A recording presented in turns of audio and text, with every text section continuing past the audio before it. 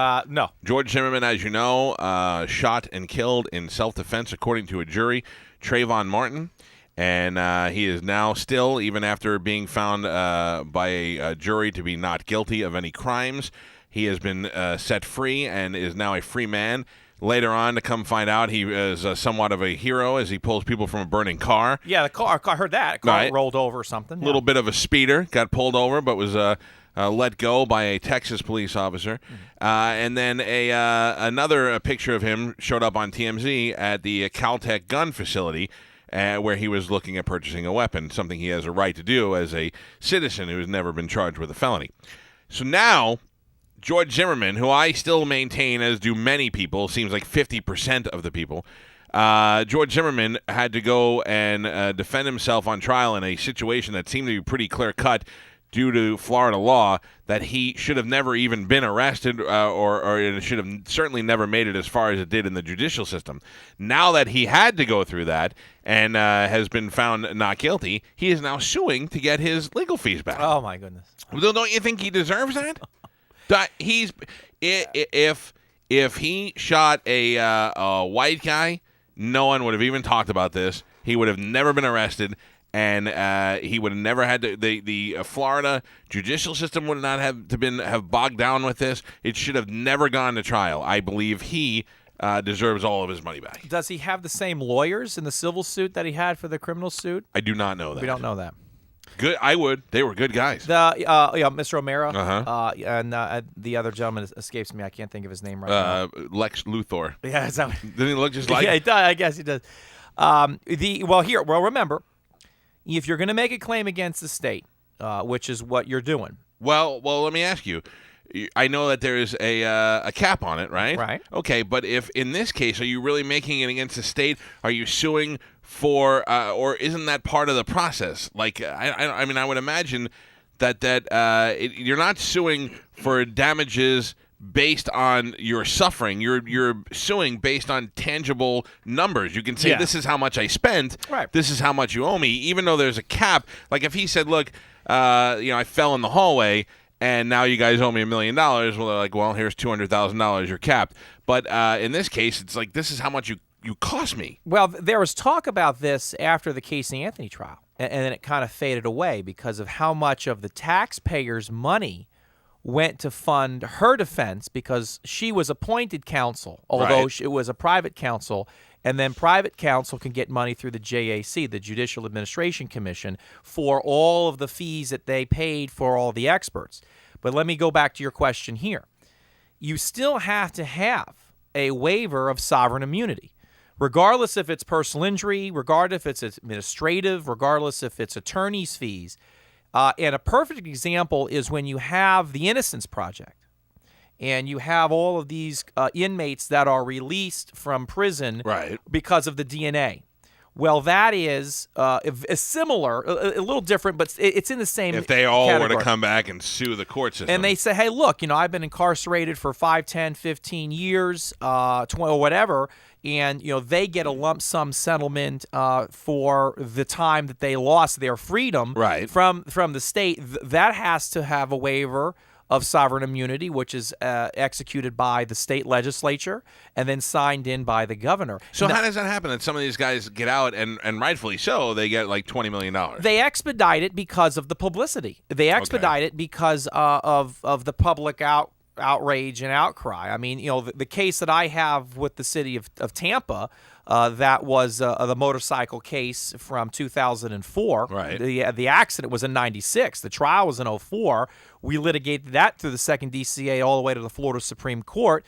That is now up for a claims bill, but that doesn't have anywhere near the press or the sexiness, if you will, as to what we're talking about otherwise, because that's just a motorcycle accident from the mid-'90s that's taken, almost 16, 17 years to get to a claims bill. Yeah. And that was the $18 million motorcycle verdict. My former partner had the trial, and I did all the appeals. God, that's 33 1/3% of $18 million. Man. Well, lunch is on you next time. But you got to understand, the only amount of money that we've received, or my clients received up to this point, was the sovereign immunity cap, which at the time was $100,000.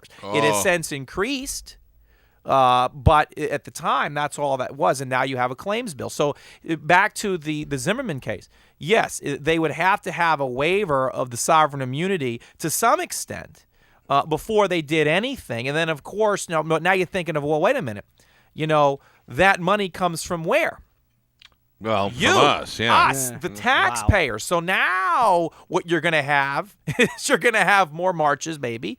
I have to still tell you, I believe he deserves it because this was something where the government could have saved us all the money, all the hassle, all the horrendous publicity, and all the nonsense that went with it by just sticking to the law. How much is the claim? Do you know? Did they say? I don't know. Between 200 and 300,000 is what it? they're saying. Okay. Yes. So if he gets 200, that's pretty good. Yeah. But the problem is it should not have gone to trial, so the government should be the one paying for it because they're the one who brought charges when they should never have brought charges. I understand that. Now, first of all, the money I don't think is going to go to him with respect. It's going to go to his lawyers. Right. And it's going to be, to pay for their fees because, the lawyers, a lot of that money was raised by websites, if I'm not mistaken. I don't know how much. I know he had it, and I know it was very successful in the beginning.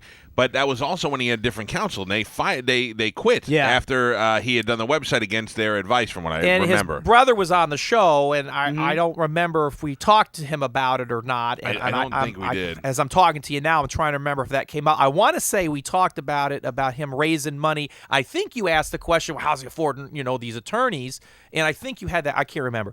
But the problem then would be, okay, the money that was raised. Now, all of a sudden, that money is going to go back to where? To him or to the lawyers? So now you see it. That was part of the problem. I remember the counsel that he had at the time said, look, we don't want him to do this. We didn't want him to do this. He's doing it.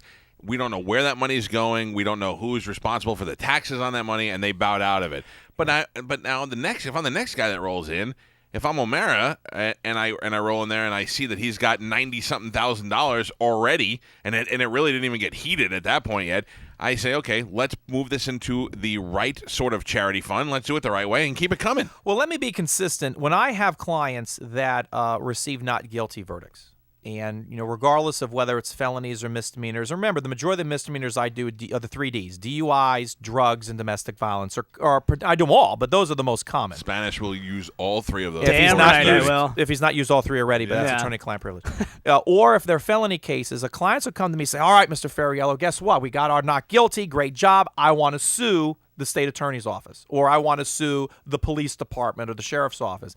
And I respectfully tell them, I go, look, I don't do that. I don't think that's the route you should go. If everybody who is found not guilty, or if everybody that the case is dismissed by a null pros, which is a dismissal from the state, turned around and then sued, it'd be chaos. Yeah. So you have to look at it as, now, what would this set up as precedent? Well, hopefully, to me, you're asking me what this sets up. I think you use this as a statement to set up the fact that the government should not be pressured into by the minority of people, not minority people, the minority opinion of people, to force this into the judicial system when it did not need to be, according to Florida law. The way I think that needs to be handled, and you and I have known each other a long time, and we may agree to disagree on this. I don't think it's through money. I think that what should happen, and I agree with you that I think that there was a lot of political pressure. I think folks should lose their jobs. Oh, I'm good with that. I think that I think the message would be sent to those that are in the hierarchy that made the decision to bring this forward, that cost all of the money to the taxpayers in the first place.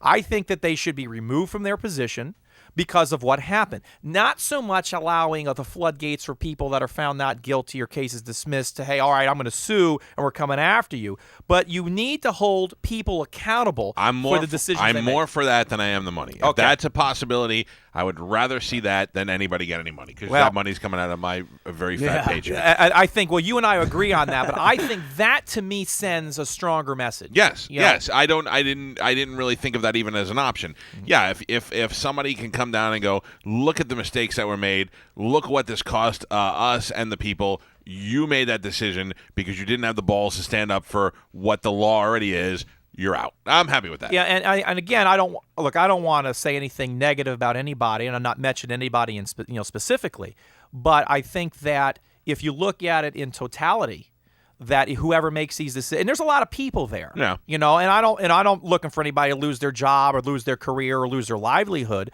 but with the chaos that all of this has ensued, I think that you probably have a better chance of resolving issues that way than with the monetary thing.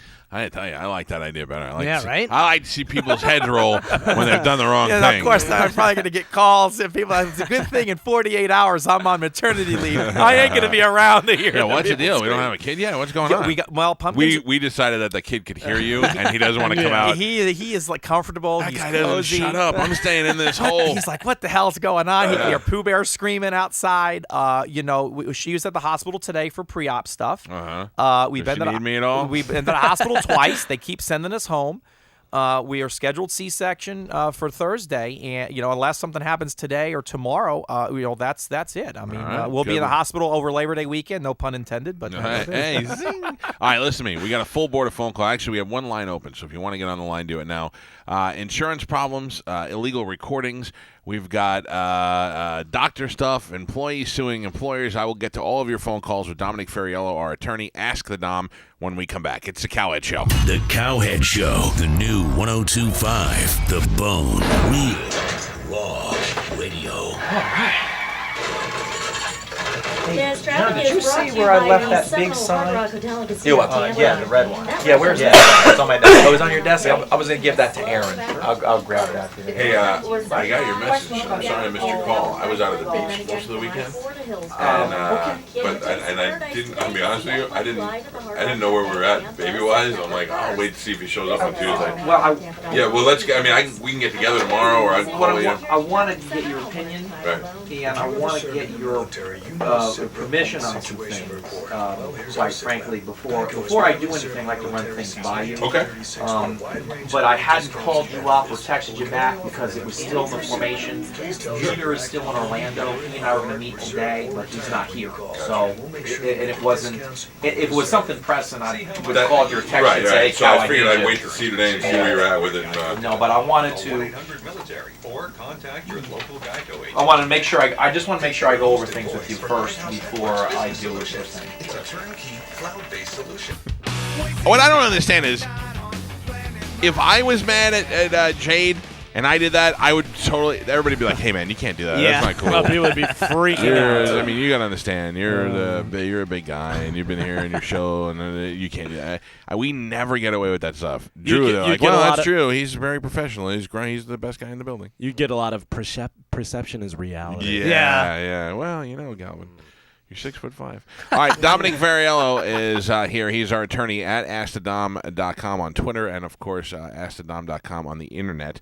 He will take your questions there, and you can call his office, but let's get to him right now. Oh, man, the one guy that I want to talk to hung up. All right, let's talk first to Melanie. Melanie, it says that the doctor gave your child the wrong shots. Yes, he did. What did your kid go in for, and what did it get? He was going in for his second round of immunizations. He's just under 5 months. Oh, I'm right in the same area. Oh, it's fun. It's a little, and you know what? It's nerve-wracking in itself. And when you find out there's been a mistake, it makes it a little worse. Is this your first kid, or your second, or what? My first. Okay, so you're first, and you love that kid, and it loves you. And at 5 months, it's smiling at you now, and you're like, "That's my little kid." What is it, a boy or a girl? Boy. Boy, that's my little boy. And you take him to the doctor, and the doctor checks him out, and he looks good. Okay, great. And the baby's like, "I love you, Mom. You're getting me all checked out." And then it says, "Okay, hold him down while we stab him in his little fat baby legs." And the baby looks right in your eyes like, "Why do you let them do this to me?" That's what happens when you take your baby for shots. Dom, you know that, and you're going to have to go through this again shortly. Absolutely. And okay, now what can make that worse? To find out that you think you're getting immunization shots that are very common, and what did they end up shooting in there? They basically just gave him an extra round of something that wasn't due yet. That can't be that bad, can it? It's like you never know. It might work out like Spider-Man. He grows up to be like, Dude, that'd be awesome. He can climb walls and stuff. That would be the best possible outcome, I guess. Well, has he had any signs that anything negative happening to him? I mean, a little bit more feverish than last time. Right. But, I mean, I don't know if it's anything abnormal. But I guess I just want to know if something were to go wrong, I mean, what happens? What? I mean, the nurse that administered the shots, is she still working there? Is she going to be giving other people shots? Good question. Good question. How do I know that when I go there and bring my kid there now, that same kooky nurse that didn't pay attention isn't stabbing my kid an extra time? Good question there, Dom. Well, there's liability if there's damages. And it doesn't make a difference if it's a nurse practitioner, if it's the doctor. I mean, anybody that's there at an official medical capacity is going to be responsible. The doctor should have insurance to cover everybody in the office, just like me. Right. My paralegals and staff, I have lawyers' malpractice insurance if something administratively is messed up. But it really would be dictated by the damages, and hopefully everything's okay with your son. And if it's just a few fevers, now look, are the folks saying, "Hey, look, bring them in. We're not going to charge you. We'll make sure we get you guys in without having to wait." Are they kind of accommodating you? Oh, definitely. All right. I mean, and I do like the doctor. I have nothing against him, but I'm just, in case something happens, I just want to be prepared. Let me ask you real quick. How did you know? Because you're not a doctor. Did they call and tell you? It was actually a little scary. I was walking out of the room after getting him calmed down, and another nurse kind of walked up to the door and kind of stopped me and, like, barricaded me in and said, "Can you just sit there for a minute? We actually just want to observe him." Oh, boy. Or she gave him the shot and she goes, "Oops." Mm-hmm. And then the doctor came in and told me, I mean, they were very apologetic. Well, the good news is they did the right thing. They told you, they made you wait, they observed him. Yes, it's a mistake, but sometimes mistakes don't have negative consequences. And hopefully this is one of those type cases where he'll be fine. He just got extra stuff that he doesn't need. Hopefully it does not impede his health. It doesn't sound like that. When did all of this happen? Is this yesterday, a week ago? Yesterday. Okay. You got to keep an eye on him. I saw this on the Discovery Channel. Kid got an extra shot, and on the third day, he grew a beard. Oh, perfect. Full beard. It was a girl, too. Well, why don't you just obviously monitor it? Do what the doctor says. If he doesn't respond well, you take him back in there, and then hopefully nothing else happens. But you can keep us in mind. Maybe call the show back here. Tell Cal how your son's doing. Send me a picture of that kid with a beard, and we'll get it right up on the Facebook. Hey, Absolutely. good luck, Pumpkin, and don't worry, the kid forgets about all that stuff. Oh, good. All right, see you later. I'll never forget Pooh Bear's face when she was crying, because I hold on to her when she does it, but I was looking at her. I'll never forget that. You hold on to her? They make me hold it down by her chest. No, I hold her up, and then we do it vertically. Yeah. I think it's easier because if you hold them down, it makes them feel like they're pinned. They freak out that way. Me and my wife switch off because we don't want the kid associating one parent with the pain. Mm-hmm. So last time was my turn to go. And I held it down. I looked right in its eyes, and I was like, "Your mom does heroin." 'Cause I wanted to just think about that. Like, why are you doing this to me? Because your mom's a drug addict, which isn't true, by the way, in any capacity. Allegedly. Yeah. Oh my Spanish. While I'm going through these calls with Dom, find out what's going on here. According to Bay News 9, a Hillsborough County Sheriff's officer just shot and killed a suspect. I don't know what the story is. The good news, deputy has not been hurt in any way. Let's see if you can get me the information on that. Let's talk to Ryan. Real quick, Carmen, what's Ryan calling about? I don't know. I didn't do that one. You didn't? No. Who did? You? I didn't do that one. Yes, you Line did. 3. No. There's 2 No, I Ryans. He's talking about line 3. Line 3. Both of them are spelled Oh, wrong. 3. I did 3. Yeah.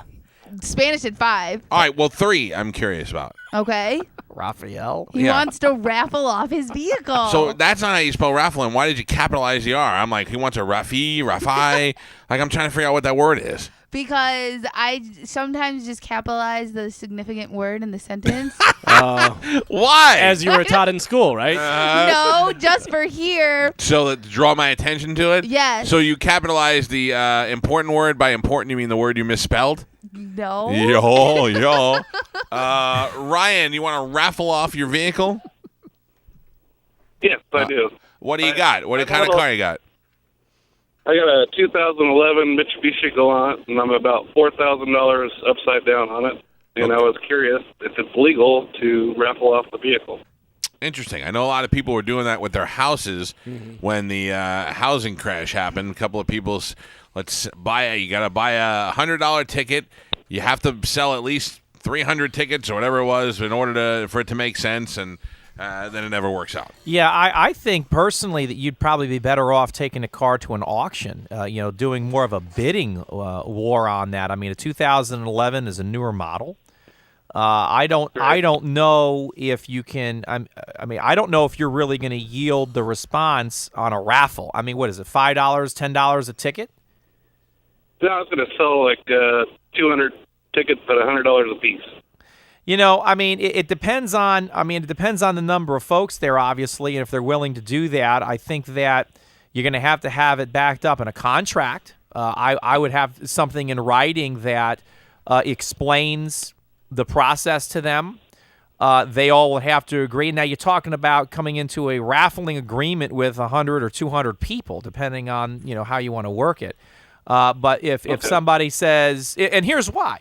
If someone says, no, it's a scam or it's fixed or I don't like the outcome, and you're going to have a lot of maniacs out there who just might do that for the hell of it. Right. You're really going to. I like it. I just have a public raffle. I think it's a bad idea. I'm honest on the show. I think the idea is horrible. I think what you should do is set it on fire. No. I'm taking. But why not? No. Why not sell it outright at a low price? Because he's upside down. He thinks he's going to get his money back. Well, if it's $4,000, he's upside down $4,000. So that means that he's got a note on the car. Tow some jet skis. And then be like, I was putting the jet skis in the water, and I put the car in reverse, and it went right in the water, and then there you go, insurance money, you're all done. Yeah, it's not legal, but I just think that's I wouldn't recommend that. I would take it to an auction, or I would try to sell. You'd be surprised. You go to Craigslist, you go to these webs, eBay. People sell everything on eBay. Yeah, well, good luck to you, sir.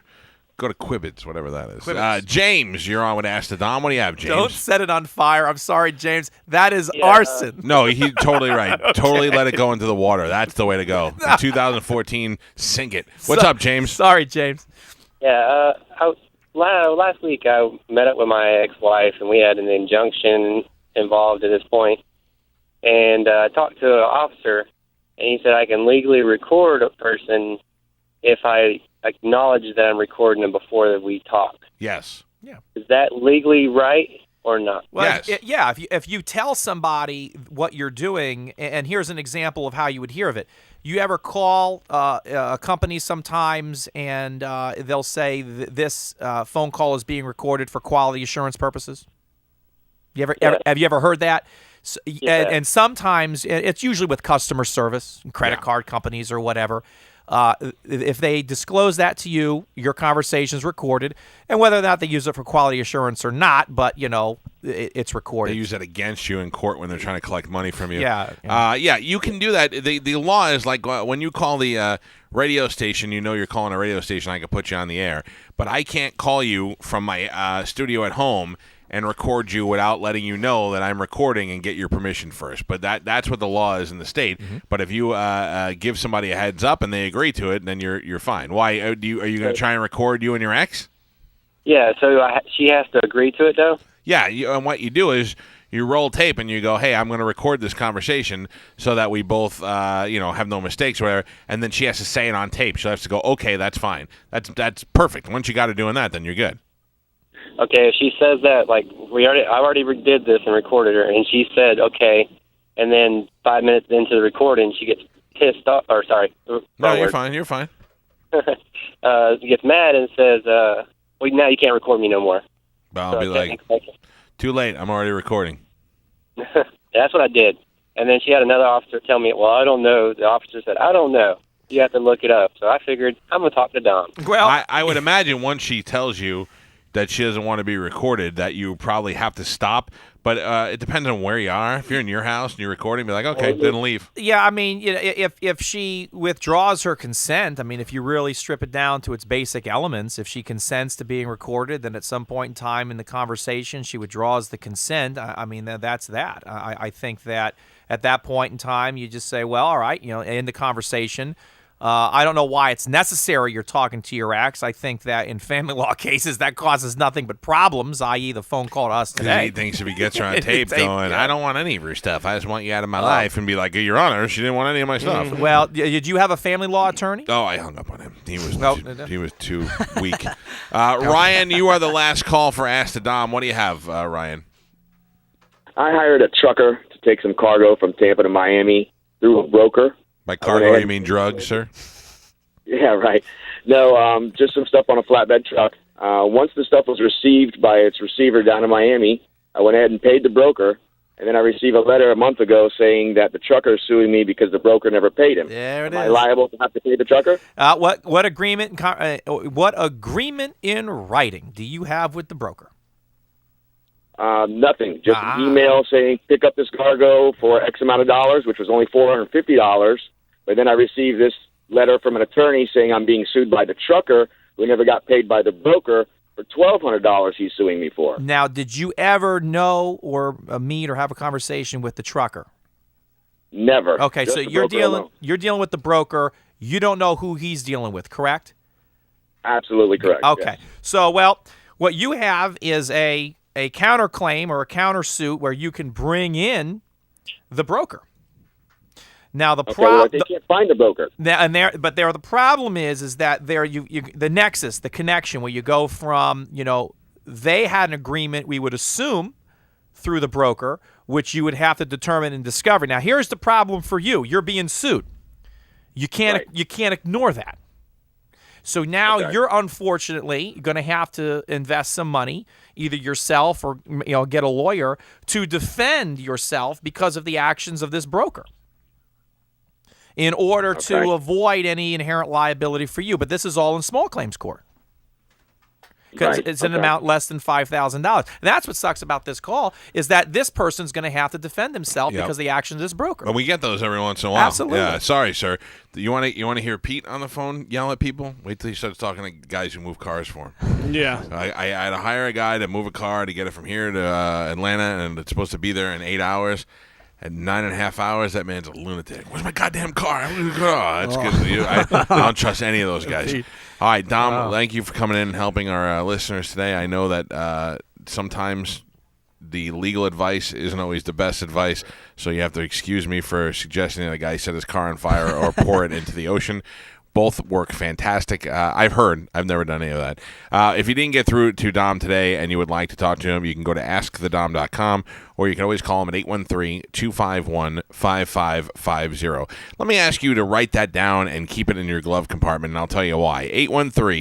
813-251-5550. When I step off stage at a Pitbull Toddler show, I don't know, at 1 o'clock in the morning, and I sit down for a second and catching my wind and check my Twitter, and I got 4 of you going, quick, I need Dom's phone number. I'm busy at that point, and Dom's probably sleeping. So write it down and work on it on your own. Dom, good luck with the baby. Hopefully next time we see you, you have a little girl. Well, yeah, a little boy, rather. Next week, you'll have the Paulie Pee. I think he'll be here on Tuesday. Yeah.